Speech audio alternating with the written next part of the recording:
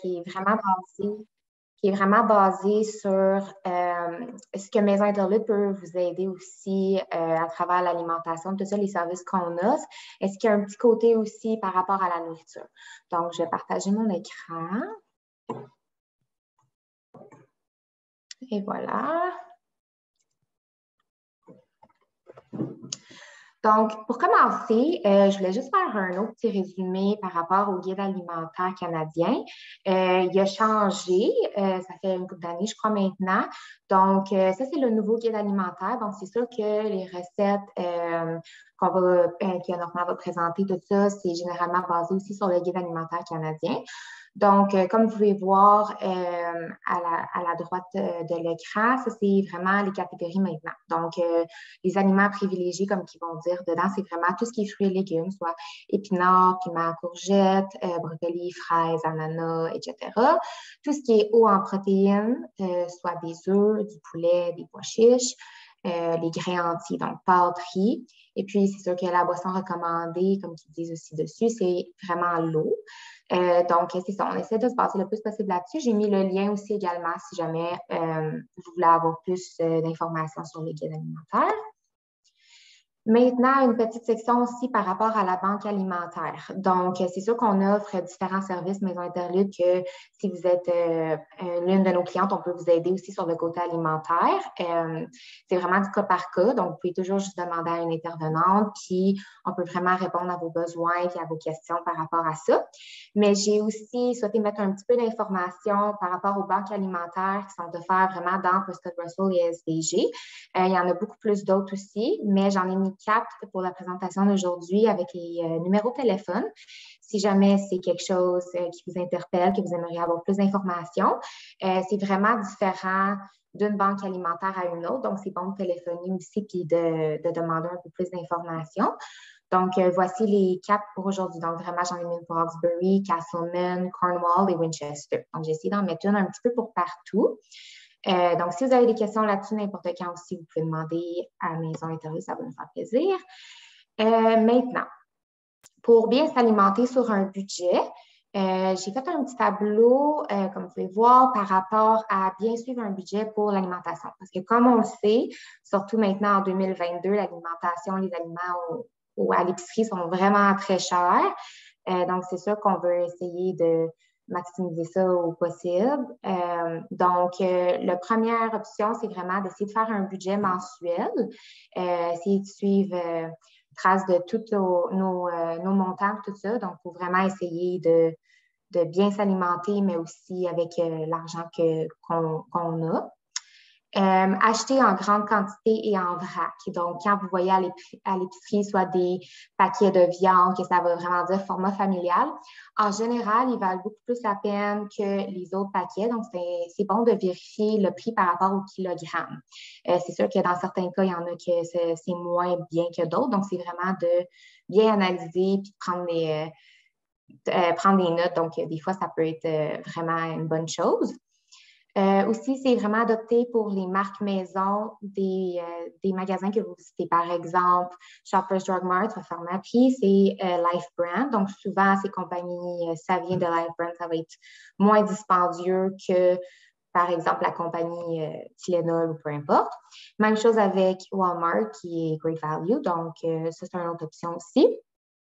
Ensuite, cuisiner, donc diminuer les commandes au restaurant, faire sa sauce à spaghetti, maison, faire du bouillon, des choses comme ça. Ça peut aider aussi beaucoup à économiser.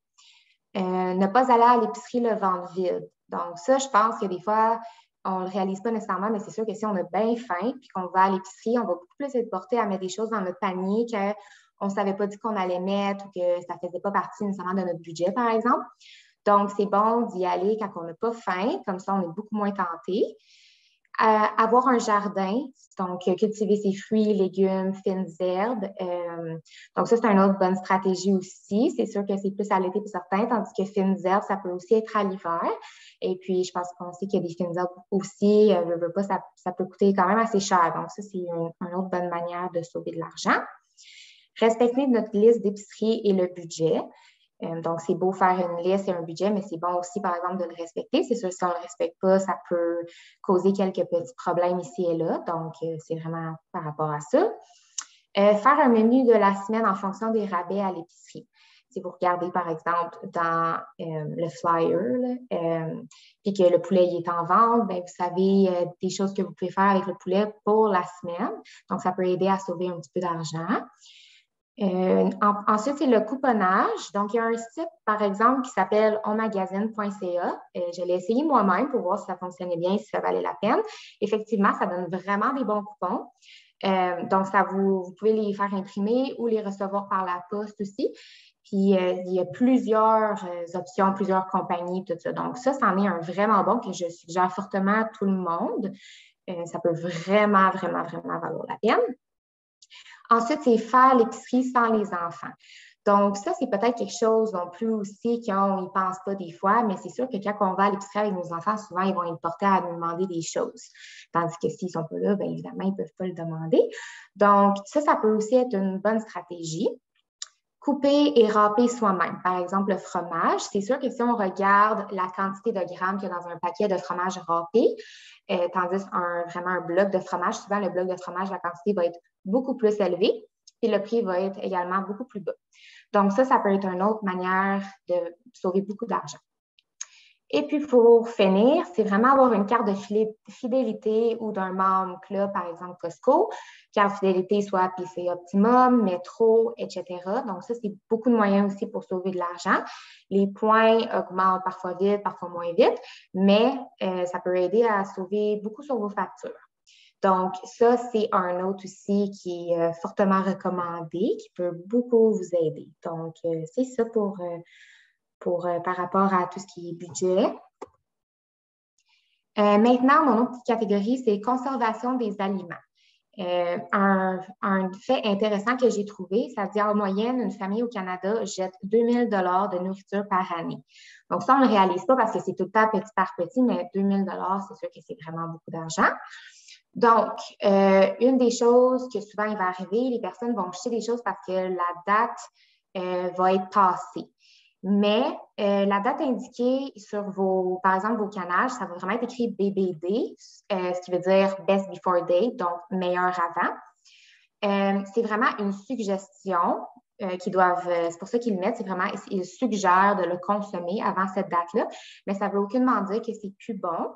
Donc, selon un site que j'ai trouvé, il explique vraiment par catégorie tous les aliments que vous pouvez acheter, comment passer la date du meilleur avant, que c'est. Donc, vous pouvez quand même le consommer. Donc, par exemple, les conserves de fruits, légumes, soit cornichons, des sauces, tout ça, vous pouvez vraiment le consommer jusqu'à 1 an passé la date indiquée sur votre pot, votre canne. Tout ce qui est produits laitiers, donc le lait, le yogourt, le beurre, la crème sûre, 2 semaines passé la date indiquée, puis 2 à 3 mois si c'est congelé. Donc, si vous le congelez à temps, c'est ça va être bon pour 2 à 3 mois. Donc, c'est quand même de le vérifier et tout ça, mais ça rajoute vraiment beaucoup de temps à vos aliments. Viande et poissons frais. C'est sûr que ça, c'est à consommer avant la date indiquée.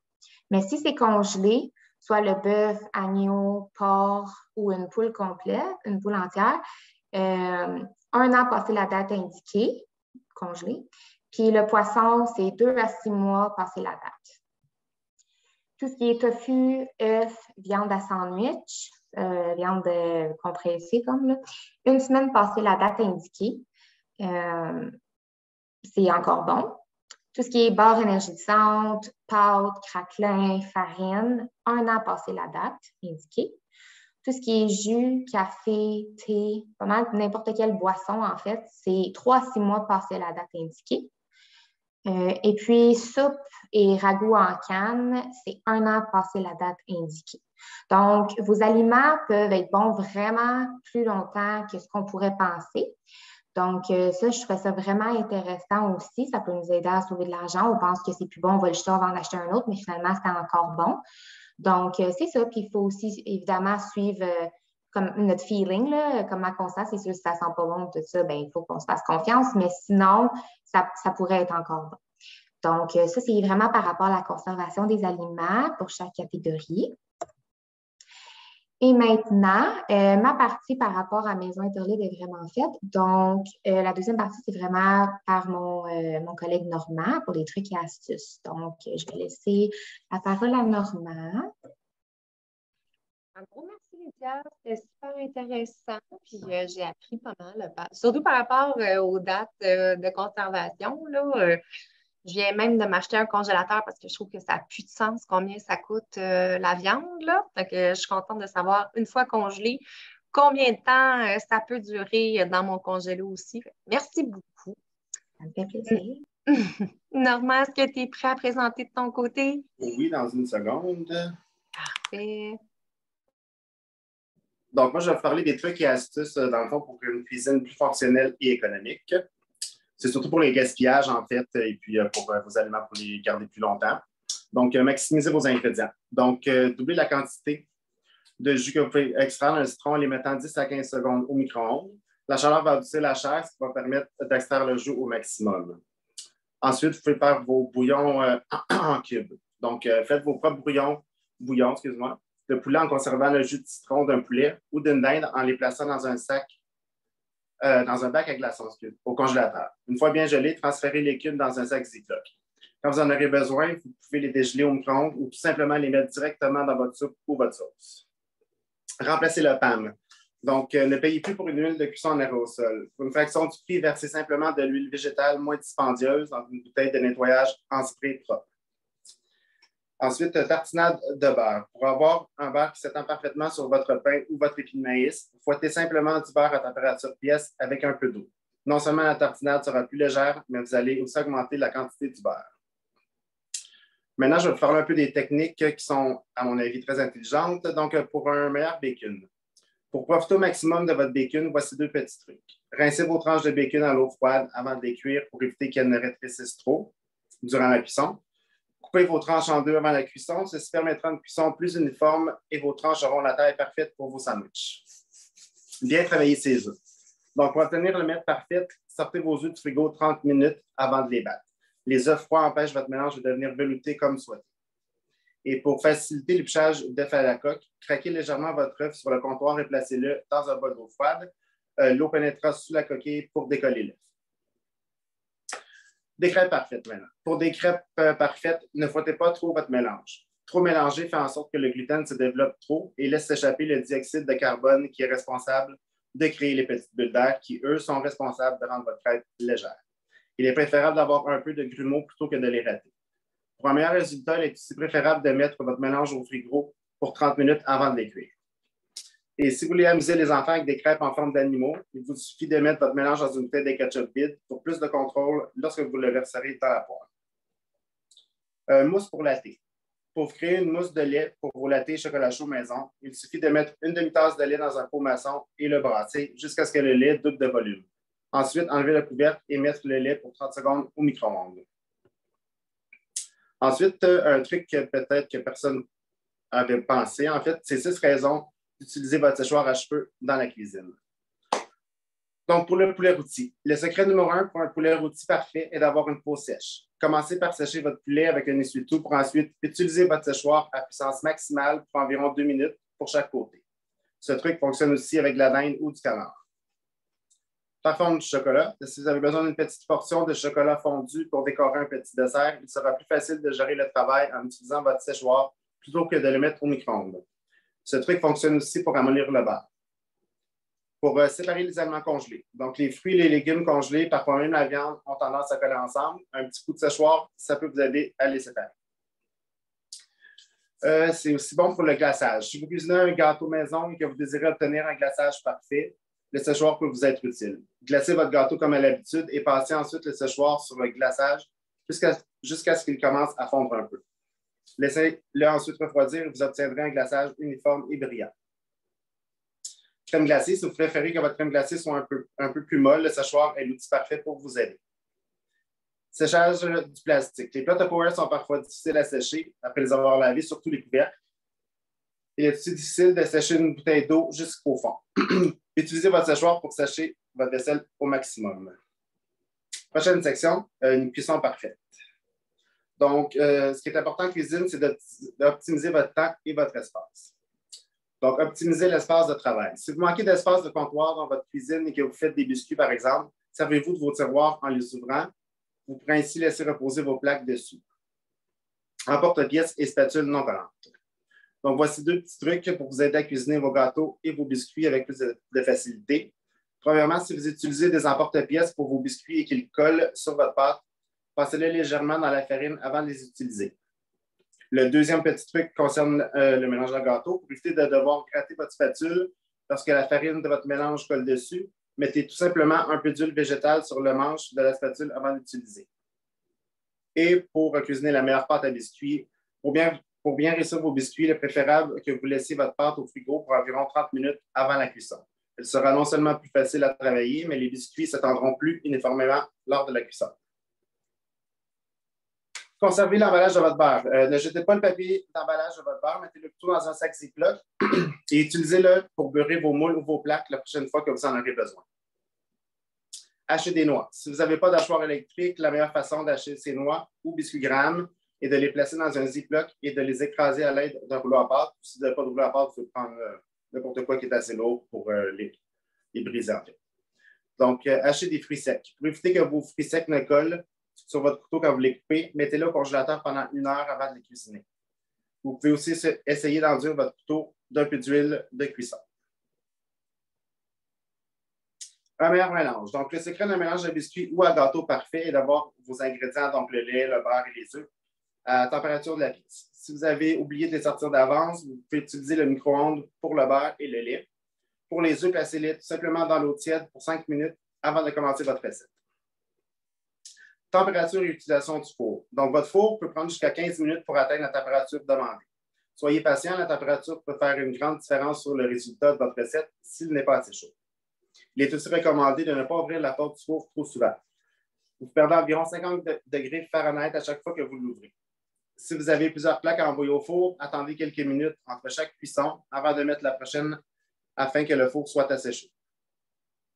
Banane non mûre. Donc, si vous avez envie d'un bon pain aux bananes, mais que vous n'avez pas de bananes mûres à votre disposition, mettez-les au four à 300 degrés Fahrenheit sur une plaque de 20 à 30 minutes. Laissez-les ensuite refroidir pour ensuite les éplucher et elles seront prêtes à utiliser.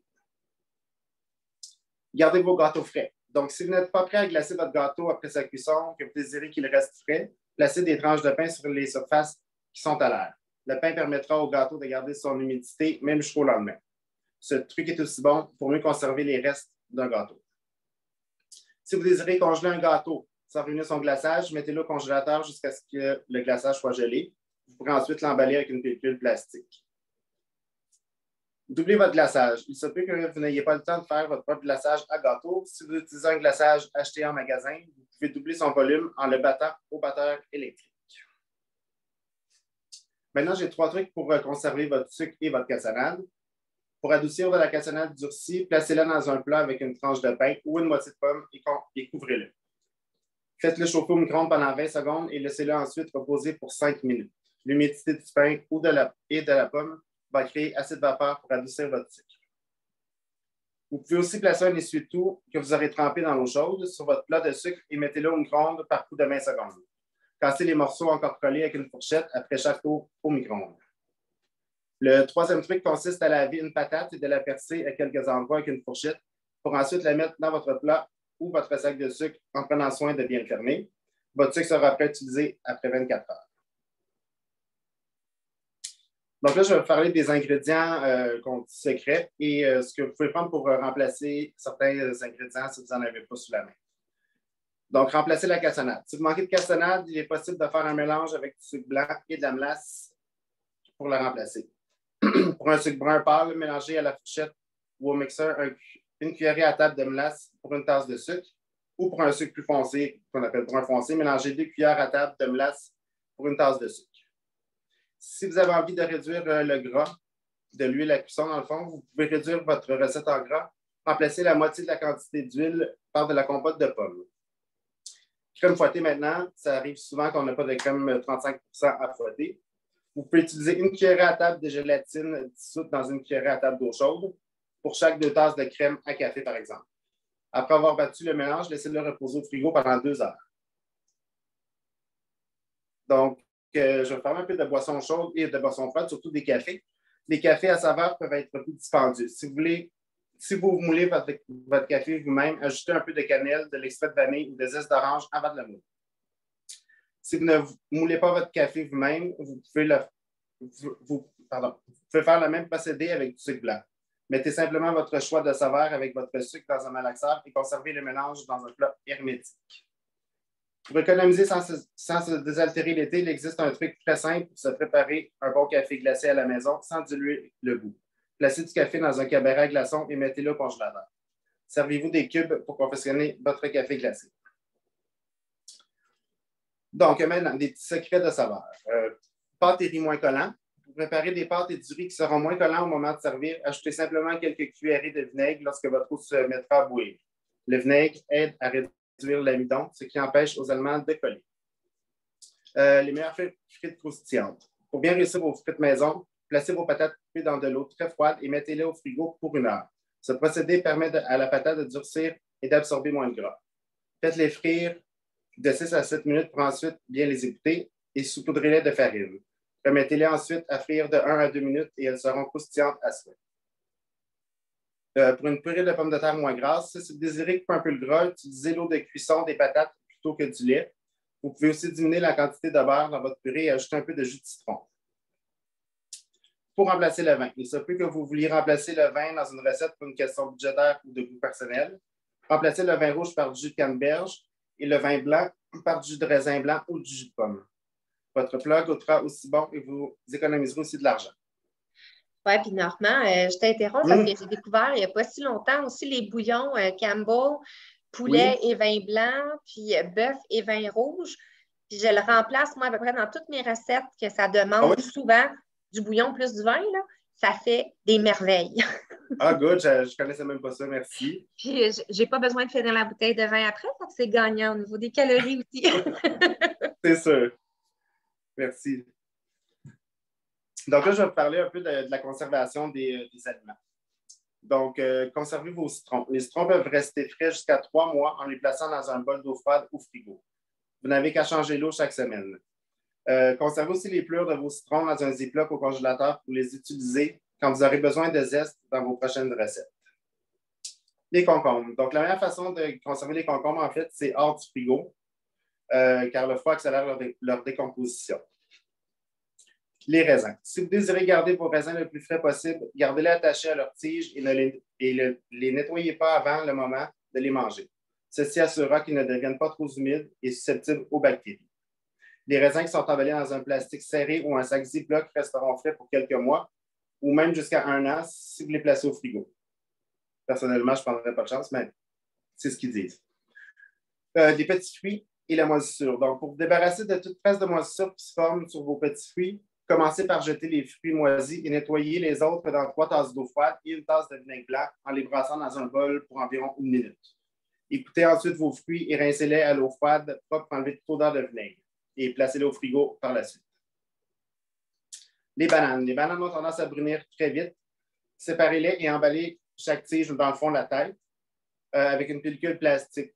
La tige de la banane est l'endroit d'où s'échappe le gaz éthylène, ce qui fait brunir les bananes. La pellicule plastique empêchera le gaz de s'échapper. La laitue, un truc qui est un peu bizarre, mais qui marche vraiment. Votre laitue restera fraîche plus longtemps si vous la placez dans un ziploc avec une toast presque brûlée. La toast va absorber l'humidité en fait de la laitue, ce qui fera durer plus longtemps. Remplacez la toast lorsqu'elle devient trop humide, par contre. Céleri, lorsque votre céleri commence à devenir mou, placez-le dans un bol très froid avec quelques tranches de patates pour environ 1 heure afin de lui redonner sa dureté. Un bol d'eau. Poivron. Lorsqu'il vous reste un bout de poivron et que vous désirez le conserver, assurez-vous de garder les graines attachées au poivron pour permettre de garder l'humidité plus longtemps. Les oignons, pour conserver une moitié d'oignon plus longtemps, frottez le côté coupé sur du beurre et emballez l'oignon dans une pellicule plastique et placez-le au frigo. Échalote ou oignon vert. Si vous avez coupé trop d'oignons verts, placez les restes dans une bouteille de plastique d'eau, en fait vide, et placez-les au congélateur. Ils seront prêts à utiliser dans votre prochaine recette. Asperges, afin de prolonger la durée de vie de vos asperges, plongez les bouts inférieurs dans un plat d'eau ou enrobez-les d'un essuie-tout mouillé et mettez-les dans un sac. Comme les fleurs, les asperges continueront de boire l'eau. persil, ça marche aussi avec la coriandre. Il se conserve plus longtemps si vous coupez une petite partie des tiges et que vous les mettez dans un plat d'eau. Fermez ensuite le plat avec un couvercle ou une pellicule plastique et gardez au frigo. Les fines herbes. Donc, si vous avez des fines herbes à la maison, même pour acheter au magasin, pour sécher vos herbes, comme le basilic, le thym ou le romarin, nettoyez et séchez-les bien pour ensuite les hacher finement. Placez-les ensuite en une seule couche sur une assiette recouverte d'un essuie-tout et chauffez-les par intervalle de 30 secondes au micro-ondes pour un total de 4 minutes. Vous pourrez ensuite les conserver jusqu'à 1 an dans un pot hermétique. Pour congeler vos herbes fraîches et vous en servir tout l'hiver, hachez-les finement et placez-les dans un bac à glaçons avec soit un peu d'eau ou un peu d'huile d'olive. Lorsqu'ils seront gelés, transférez-les dans un sac Ziploc. Pour rafraîchir votre pain, si vous avez un pain ou une baguette qui a durci, mouillez simplement vos doigts d'un peu d'eau et badigeonnez tous les côtés de votre pain. Emballez-le ensuite dans un papier d'aluminium et mettez-le au four 250 pour 10 minutes. Donc, conservation des produits laitiers et des œufs. Conserver son lait. Si vous achetez une petite pincée de sel dans votre carton de lait, ça peut l'aider à se conserver jusqu'à une semaine de plus que sa date d'expiration. Relocalisez votre lait et votre fromage sur la tablette du bas de votre frigo plutôt que dans la porte. Ces produits ont besoin d'être à l'endroit le plus froid de votre frigo et la porte est habituellement l'endroit la moins froide. Tous les types de lait peuvent être congelés. Le lait crémé est celui qui restera le mieux conservé afin de le boire une fois dégelé, mais les autres types de lait comme le 2 ou le 3,25 peuvent aussi être gelés. À la décongélation, il se peut que des petits grumeaux se soient formés. Vous n'en faites pas, votre lait est encore bon. Utilisez-le plutôt pour cuisiner une sauce ou un gâteau. Les fromages. Donc, les fromages qui commencent à présenter un peu de moisissure sont encore comestibles. Coupez simplement les parties qui en contiennent avec un couteau que vous aurez trempé dans le vinaigre, ce qui aidera à empêcher la moisissure de revenir. Et puis, presque tous les types de fromages peuvent être congelés aussi. Coupez-le en cubes et mettez-les dans un ziploc que vous scellerez et décongelez au frigo lorsque vous voudrez les utiliser. Crème sûre. Donc, aussitôt que vous ouvrez votre pot de crème sûre, ajoutez une cuillerée de vinaigre dedans. Ça peut augmenter sa longévité, en fait. Et c'est tout pour les trucs et astuces. Ben, il y en avait beaucoup, Normand. Ben oui, Moi, j'ai appris plein de choses ce soir, là. Good. Donc là, j'ai 3 recettes, en fait, super simples. 5 ingrédients par recette. Facile à faire. Donc, la première, c'est une pizza aux légumes sur pita. Donc, tout ce que vous avez besoin, c'est des poivrons, tomates cerises, des pains pita, de la sauce à pizza et du mozzarella.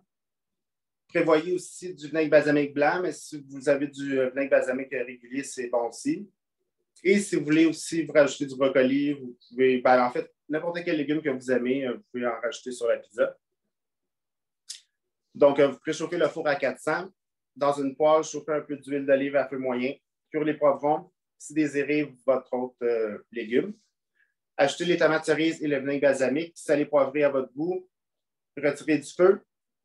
Déposez les pitas sur une plaque de cuisson tapissée de papier parchemin. Si vous n'en avez pas, vous pouvez prendre une feuille d'aluminium ou directement sur la plaque. Garnir les pitas de sauce à pizza, de mozzarella et de préparation aux tomates cerises. Et vous cuisez ça au four de 8 à 10 minutes. Si vous aimez ça un petit peu plus grillé, mettez-la à brûler de 3 minutes. Ça va être parfait. Ensuite, sauté de bœuf à l'orange et au gingembre. Donc, ce que vous avez besoin, c'est lanière de bœuf, brocoli, poivron, sauce pour sauter orange et gingembre. Ici, on a la VH, mais vous pouvez prendre n'importe quelle marque. Dans le fond, ça ne change absolument rien.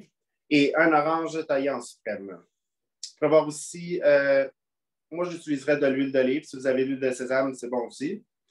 Et un petit oignon émincé.